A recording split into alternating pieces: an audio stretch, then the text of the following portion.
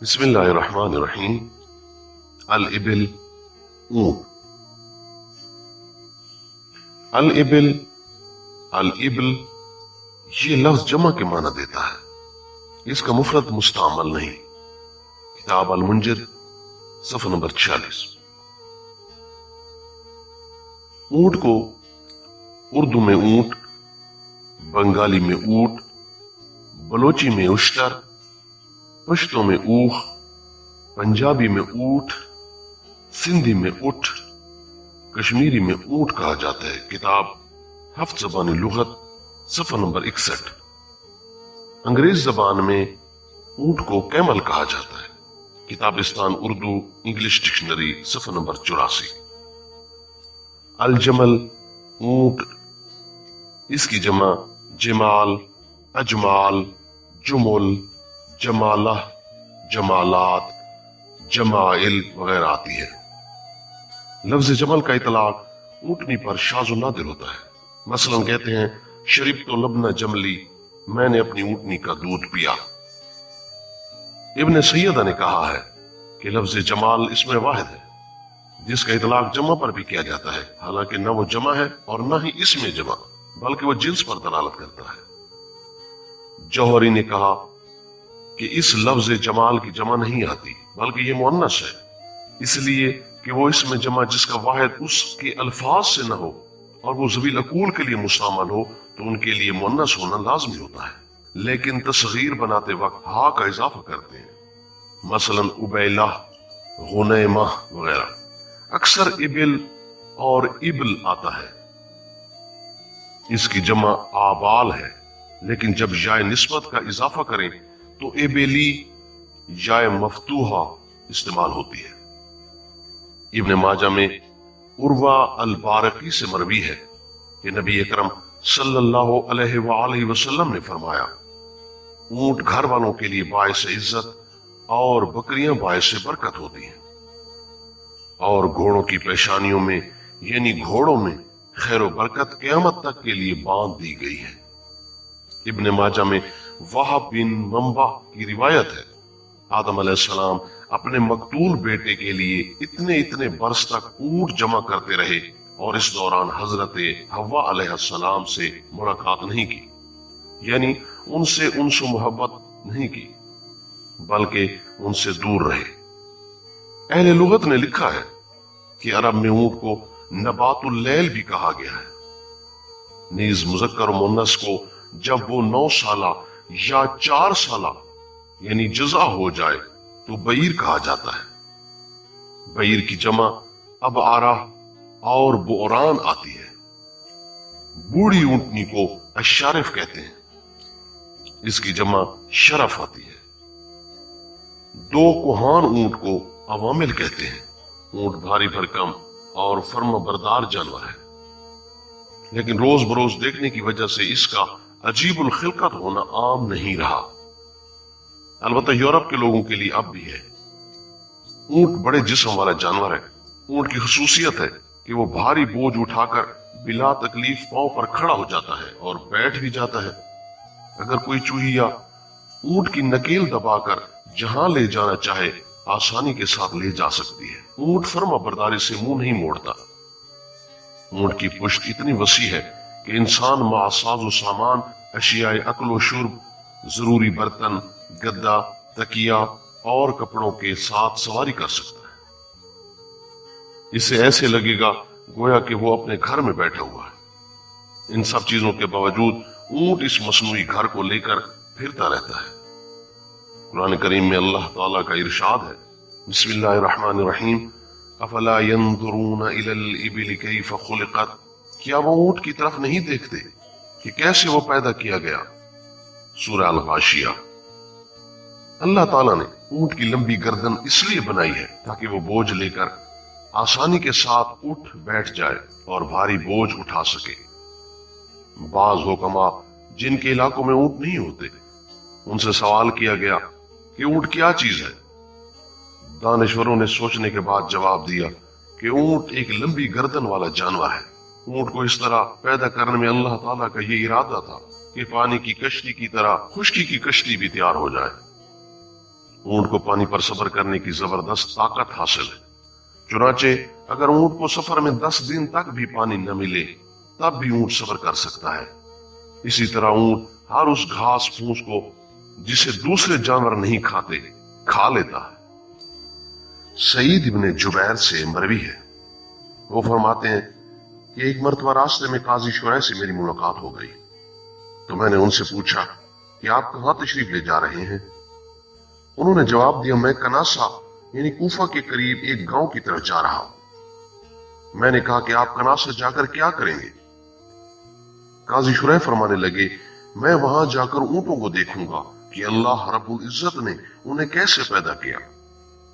अल्लाह ताला का इरशाद है, बिस्मिल्लाहिर्रहमानिर्रहीम, व अलैहा व अलल फुल्क तुहमलून, और उन पर भी और कश्ती पर लदे लदे सवार होकर फिरते हो।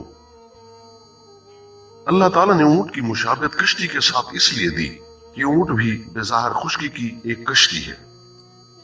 इसी तरह जुर्रुम्मह शायर ने कहा है, सफीनतो बर्रिन तहत खद्दी ज़मामुहा, खुश्की की कश्ती यानी ऊंट की महार उसके दोनों रुखसारों के नीचे होती है।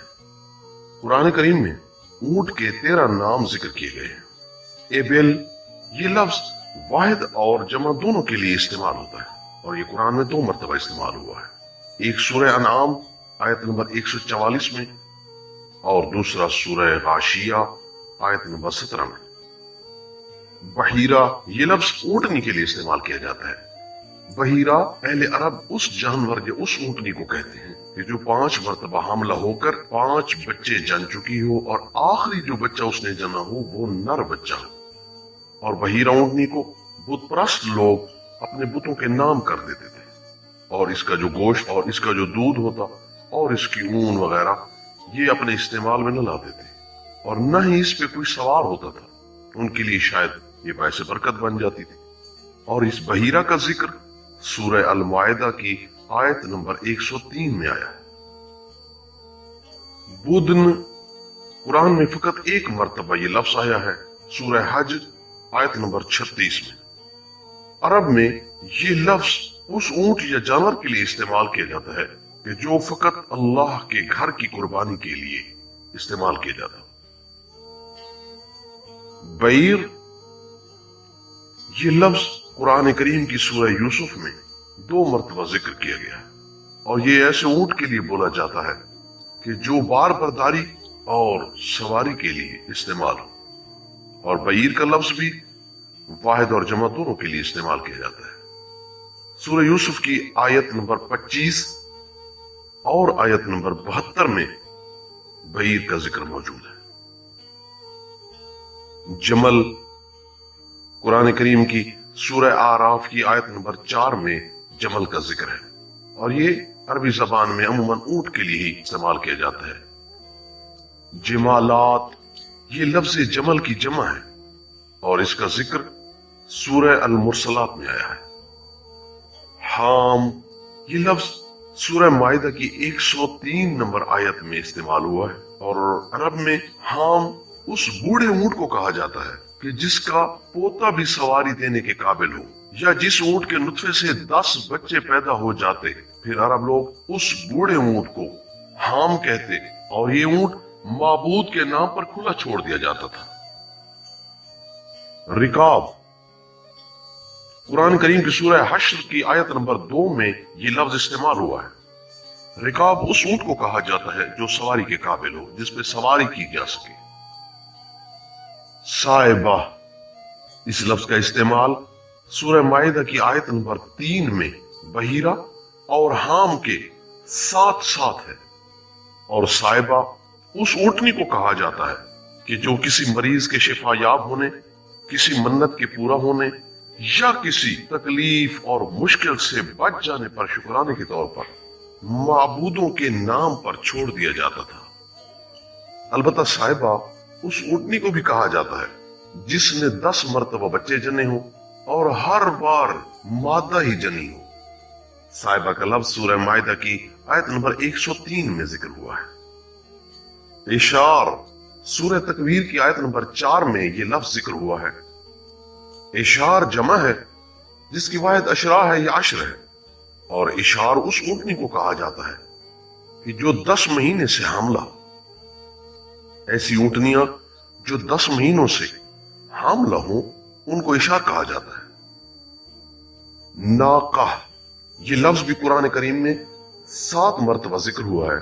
सूरह आराफ की आयत नंबर 73 और आयत नंबर 77, और सूरह हूद आयत नंबर 64, सूरह बनी इसराइल आयत नंबर 59, सूरह शुआरा आयत नंबर 2, सूरह कमर आयत नंबर 2, और सूरह शम्स में भी इसका जिक्र हुआ।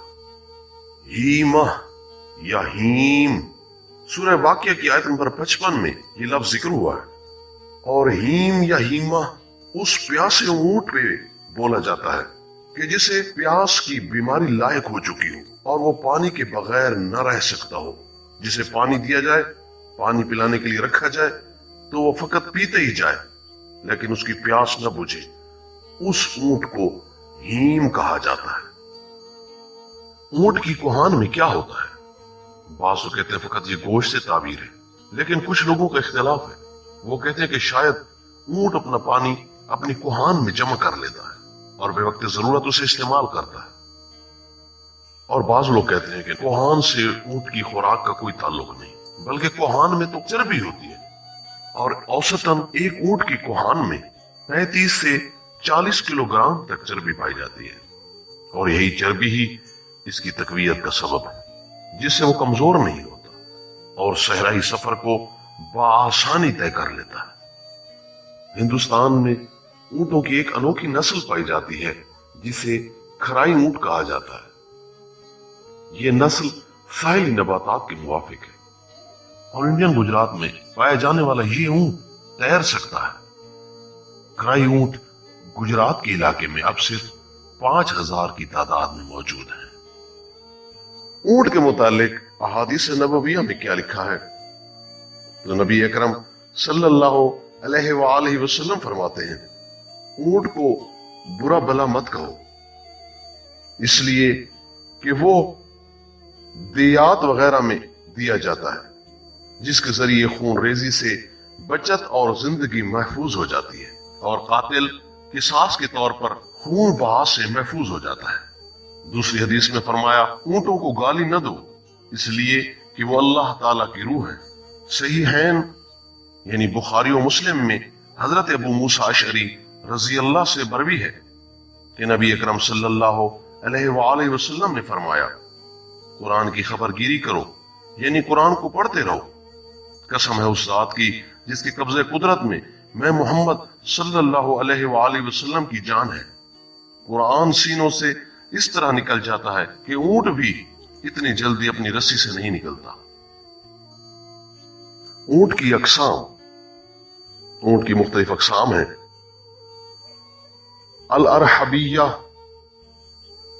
उस ऊंट को कहा जाता है जो कबीले बनु अरब की तरफ मंसूब हो, और बनु अरहब कबीले हमदान की एक शाख है।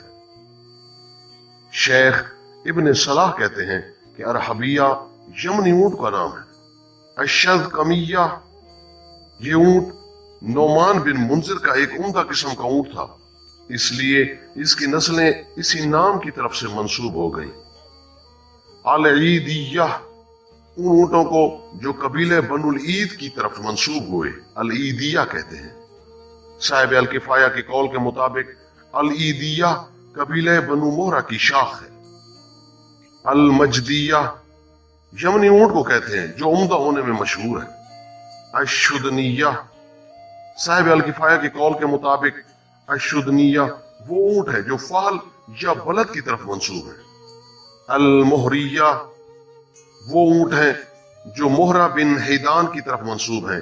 इब्न सलाह कहते हैं कि मोहरा बिन हैदान कबीला का बाप था। मोहरा की जमा महारी है। इमाम गजाली फरमाते हैं अल-मोहरिया रद्दी ऊंटों को कहते हैं, लेकिन ये बात सही नहीं, इसलिए कि इन्हीं ऊंटों में बाज जंगली ऊंट होते हैं और उनको जंगली ऊंट ही कहा जाता है। बाज लुग़वीयीन ये कहते हैं वो कौम आद और कौम समूद के बकाया ऊंट की नस्लों से होते हैं, लेकिन अहले लुगत कुछ ऊंटों के दूसरे नाम भी रख देते हैं। इसकी सिर्फ वजह यही है कि बाज ऊंटों में मुख्तलिफ अकसाम के औसाफ पाए जाते हैं, उनमें से कुछ अच्छे होते हैं और कुछ बुरे। अल-ईस उन ऊंटों को कहते हैं जिनके मिजाज में सख्ती या शिद्दत पाई जाती हो। अश्शमलाल वो ऊंट है जो हल्के फुल्के हों। अल-युमला काम करने वाले ऊंटों को कहते हैं। अल-वजना वो ऊंट है जिनके मिजाज में सख्ती हो। अन्नाजिया उन ऊंटों को कहते हैं जो तेज रफ्तार हो। अल-औजा शरीरे बदन वाले ऊंटों को कहा जाता है। अश-शमरदला लंबे बदन वाले ऊंटों को कहा जाता है। अल-हिजान अच्छी किस्म के ऊंटों को कहते हैं। अल-कौमा बड़े बड़े कोहान वाली ऊंटनियों को कहा जाता है। अल-हर्फ दुबली और शरीरे बदन वाली ऊंटनी को कहते हैं। अल-कौदा लंबी गर्दन वाली ऊंटनी को कहते हैं। अश-शिमलील तेज रफ्तार ऊंटनी को कहते हैं। अल्लामा कमालुद्दीन दमीरी अपनी किताब हयातुल हैवान जिल्द अव्वल में तहरीर फरमाते हैं, माहिरीन हैवानात कहते हैं कि जिस वक्त ऊंट गुस्सा में होता है तो वो किसी की भी परवाह नहीं करता। गुस्सा की हालत में ऊंट बदखुल्क हो जाता है, उसके मुंह से झाग निकलती है और वो बिलबिलाने लगता है। ऊंट गुस्सा की हालत में चारा कम खाता है और उसके मुंह से शिक्षका निकलती है। शिक्षका ऊंट की उस सुर्ख खाल को कहते हैं जिसको ऊंट अपने पेट से निकालकर फूंक मारने लगता है। अगर उसी हालत में ऊंट की बाछ को देखा जाए तो वो पहचाना नहीं जाएगा। हजरत लैस रहमतुल्लाह अलैह कहते हैं कि ये कैफियत अरबी ऊंटों के अलावा किसी और में नहीं पाई जाती, लेकिन ये बात सही नहीं। हजरत अली रजी अल्लाह अन्हु ने फरमाया कि खिताबत शैतान की झाग है। ऊंट की आदत, ऊंट साल भर में सिर्फ एक मर्तबा जुफ्ती करता है, लेकिन उसकी जुफ्ती देर पा होती है और वो इस दौरान बार बार इंजाल करता है। यही वजह है कि ऊंट जब जुफ्ती से फारिग होता है तो उसमें कमजोरी और सुस्ती पैदा हो जाती है। पैदा होने के बाद ऊंटनी 3 साल बाद हमला होती है, इसीलिए उसको हिक्का भी कहते हैं। माहिरीन हैवानात के मुताबिक ऊंट बुग़्ज़ और कीना रखने वाला जानवर है, लेकिन इसके साथ साथ ऊंट में सब्र और तहम्मुल और दूसरों पर हमला आवर होने की सलाहियत भी पाई जाती है। साहिब अल-मंतिक ने बयान किया है कि ऊंट अपनी मां से जुफ्ती नहीं करता।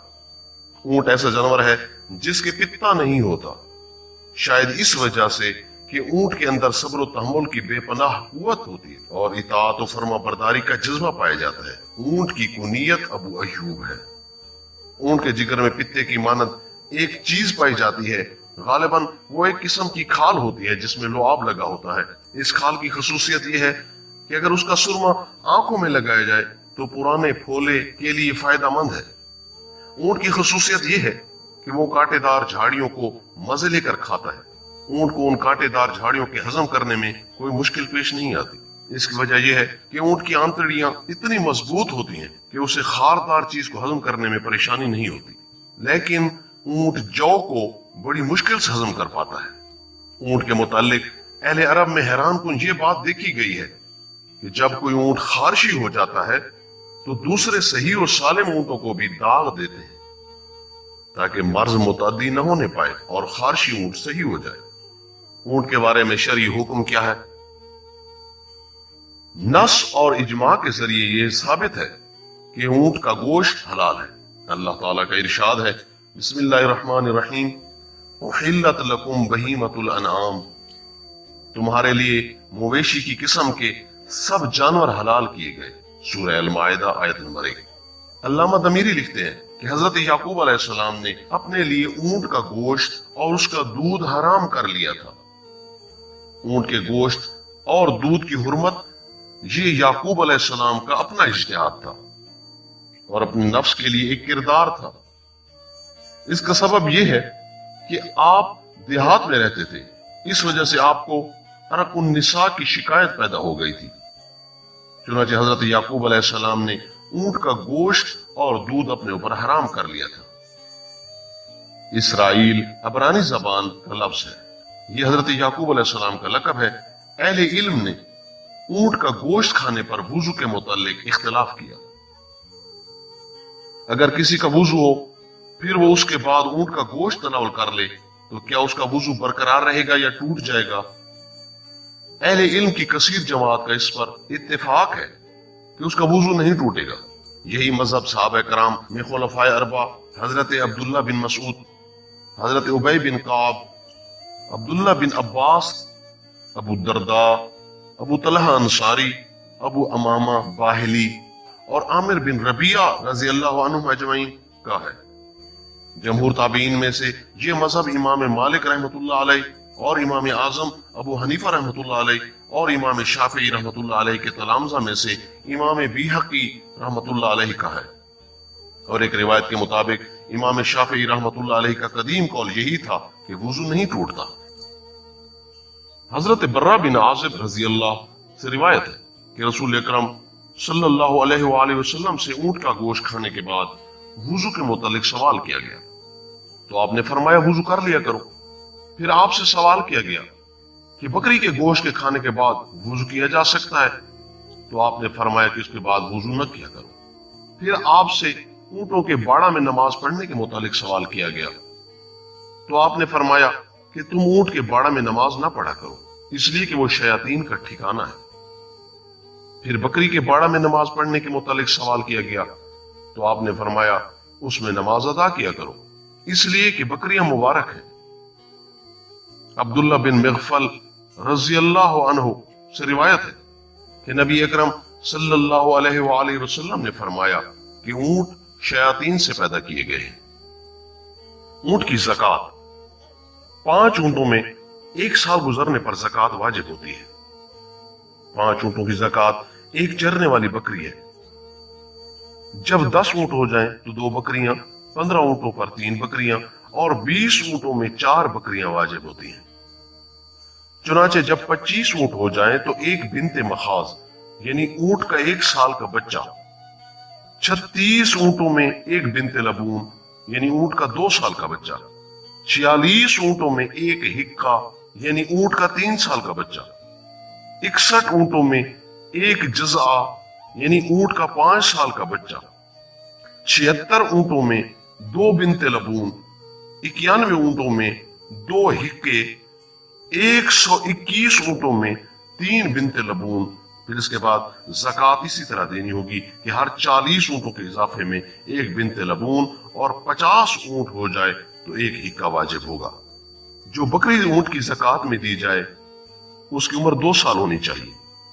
عربی زبان میں لفظ معز کا اطلاق بکرا اور بکری دونوں پر ہوتا ہے، یا 1 سالہ دمبا دینا ہوگا۔ اونٹ کے طبی خواص۔ موسم گرما میں جب ہمیں پسینہ آتا ہے تو پسینے کے ساتھ ساتھ سوڈیم کلورائڈ بھی ہمارے جسم سے خارج ہوتا ہے۔ نمکیات کی یہ کمی کئی بیماریوں کا سبب بن سکتی ہے، تو اس صورت میں اونٹنی کا دودھ پینے سے سوڈیم کلورائڈ کی کمی کا مقابلہ کیا جا سکتا ہے۔ اونٹنی کے دودھ میں وٹامنز، کیلشیم، حیاتین پائے جاتے ہیں۔ اس کے علاوہ اہم معدنیات پوٹاشیم، جست، تانبا، میگنیزیم، سوڈیم اور فولاد بھی ہوتا ہے۔ اور اونٹنی کے دودھ میں گائے کے دودھ کی بنسبت فولاد 10 گنا زیادہ ہوتا ہے۔ اونٹنی کا دودھ جوڑوں کے درد اور ہڈیوں کے امراض کو دور کرتا ہے۔ اونٹنی کے دودھ سے بننے والی مصنوعات میں پنیر، برفی، گلاب جامن اور دوسری بہترین اشیاء لذیذ بھی غذائیت سے بھرپور ہوتی ہیں۔ اونٹنی کے دودھ کی مانگ مشرق وسطیٰ اور یورپ میں زیادہ ہے۔ ذیابیطس کے مریضوں کے لیے اونٹنی کا دودھ قدرت کا ایک انمول عطیہ ہے جس میں انسولین کی خاصی مقدار پائی جاتی ہے۔ انسولین ایک ہارمون ہے جو ذیابیطس کے مریضوں میں کم مقدار میں پایا جاتا ہے اور انہیں یہ ہارمون ادویہ کی شکل میں لینا پڑتا ہے۔ ذیابیطس کے مریضوں کے لیے اونٹنی کا دودھ ایک شافی علاج کے طور پر اکثیر ہے۔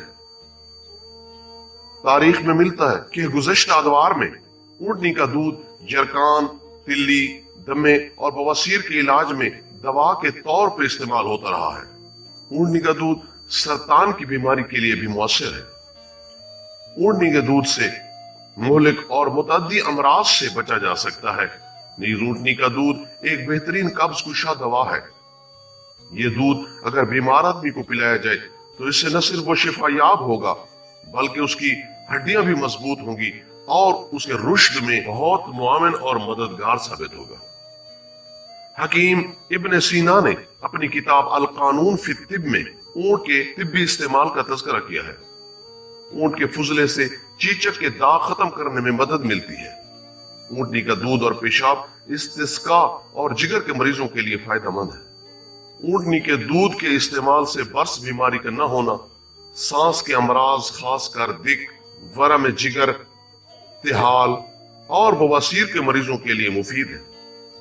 علامہ کمال الدین دمیری اپنی کتاب حیات الحیوان جلد اول میں تحریر فرماتے ہیں، امام ابن زہیرہ رحمت اللہ علیہ وغیرہ نے فرمایا کہ اونٹ کی نگاہ سہیل ستارے پر پڑ جائے تو وہ ختم ہو جاتا ہے۔